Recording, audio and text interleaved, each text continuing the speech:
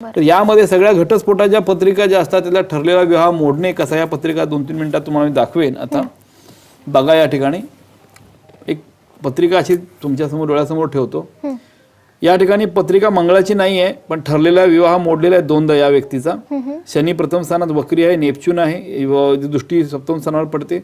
गुरुची दृष्टी जरी पडली या ठिकाणी तरी शनी दृष्टी पडते. मंगळ जो आहे तो तुमच्या कुटुंबाच्या स्थानामध्ये आहे, त्यामुळे दोनदा या मुलीचा विवाह म्हणजे ठरलेला विवाह दोनदा तुटला. खालची पत्रिका आहे, राहू केतू पती पत्नी स्थानात बसलेला आहे. या ठिकाणी इथला कारक ग्रह बुध जो आहे तो वक्री झालेला आहे. या ठिकाणी पराक्रमात गेलेल्या मंगळाची पत्रिका, मंगळाची बरोबर 8वी दृष्टी या ठिकाणी पडते. राहू केतू पण या ठिकाणी आहे.